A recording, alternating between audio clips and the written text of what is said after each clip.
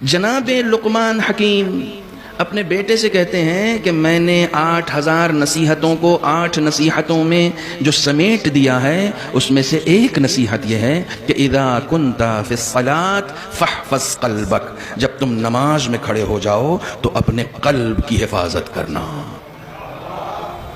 کیوں حفاظت کرنا؟ جناب لقمان جانتے تھے کہ جب انسان نماز پہ کھڑا ہوتا ہے تو جسم اس کا مصلی پر ہوتا ہے اور قلب اس کا پتہ نہیں کسی کا بازار میں گھومتا رہتا ہے، کسی محلے میں گھومتا رہتا ہے، کسی کا گھر میں اٹکا ہوا ہے، کسی کا کہیں اٹکا ہوا ہے، تو وہ کہتے ہیں نہیں، قلب کی حفاظت کرنا۔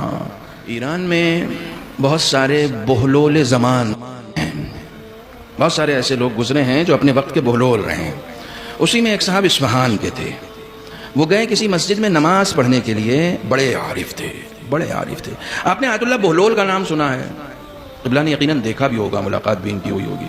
میں نے صرف ایک بار خواب میں دیکھا ہے ان کو، میں ان سے ملا نہیں۔ بڑی خواہش تھی، بڑی تمنا تھی، میں نے معصومہ سے توسل کیا تھا ان سے ملاقات کے لیے، تو خواب میں مجھے ملاقات ہوئی ان سے۔ آیت اللہ بہلول بڑی شخصیت، ان کا کہیں گھر نہیں تھا، کہیں بھی گھر نہیں تھا، وہ نارمل دہی کھاتے تھے، نارمل غذا کھاتے تھے، سادہ کھانا کھاتے، بڑے عارف تھے۔ اس طرح کے بہت سارے لوگ ایران میں ہیں۔ اسی میں سے ایک شخص تھا، اصفہان کی کسی مسجد میں نماز پڑھنے چلا گیا، اور نماز بھی بالکل پہلی صف کے کونے میں۔ مولانا صاحب نماز پڑھا رہے تھے، نماز پڑھاتے، انہوں نے نیت کی، انہوں نے بھی نماز کی نیت کی۔ اب نماز کی نیت کی تو نماز ہونے لگی۔ نماز جماعت کے دوران انہوں نے اپنی نماز فرادہ کر لی۔ پہلے تو جماعت سے پڑھ رہے تھے، لیکن اسی نماز میں انہوں نے فرادہ کر لیا، اور فرادہ کر کے اور غضب کر دیا۔ مغرب کی نماز مثلا ہو رہی تھی تو اپنی نماز پہلے ختم کر کے اور اپنا جو پوٹری رکھے ہوئے تھے اس کو کھولا اور اس میں وہیں پر کھانا شروع کر دیا۔ بھوک لگ گئی تھی ان کو، اپنا کھانا وانا وہیں کھانا شروع کر دیا۔ تو لوگ جیسے ہی نماز سے فارغ ہوئے تو صاحب لوگوں سے یہ کہاں برداشت کہ یہ شخص نماز کو فرادہ کر رہا ہے اور اس کے بعد یہیں اس نے کھانا پینا شروع کر دیا، اور اس کے بعد زد و کوب کرنے لگے، ان کو مار پیٹ۔ صاحب یہ کیا بدتمیزی ہے؟ آپ کو شعور نہیں ہے؟ آپ کو مسجد میں آنے کا طریقہ نہیں؟ میرا معاملہ امام جماعت سے ہے، تم سے نہیں ہے۔ میرا معاملہ تم سے نہیں ہے، امام جماعت سے۔ کیا مطلب؟ کہ میں تو فرادہ ہی، میں تو جماعت سے ہی پڑھ رہا تھا نا، میں نے بیچ میں فرادہ کیا تو کچھ نہ کچھ تو ریزن ہے، تو وہ تم سے تو بتاؤں گا نہیں۔ امام صاحب آ کے کہیں گے بھائی ہٹو ہٹو ہٹو ہٹو، مار پیٹ نہیں۔ کیا بات ہے بھائی؟ کہنے کہ لوگ سن لیں گے، کونے میں چلیے۔ اور وہ کونے میں آئے، کہنے کہ قبلہ میں نے نماز کی نیت جماعت کی تھی، لیکن جیسے ہی آپ کا سورہ حمد ختم ہوا، آپ کچھ دن پہلے ایک خچر خرید کے لائے تھے۔ کہنے کہ ہاں۔ کہا وہ بہت دن سے بیمار چل رہا ہے؟ کہنے کہ ہاں۔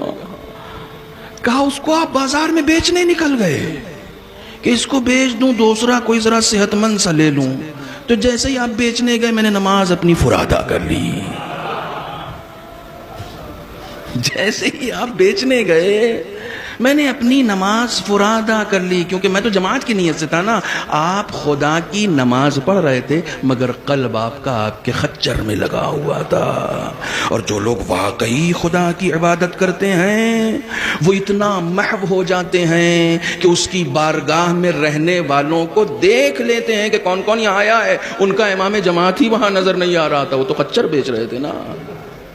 جا کے رونے لگے، جا کے اپنے حجرے میں رونے لگے، کہنے لگے جسے تم زد و کوب کر رہے ہو یہ کوئی پاگل یا دیوانہ نہیں ہے، ولی خدا ہے، یہ ولی خدا ہے۔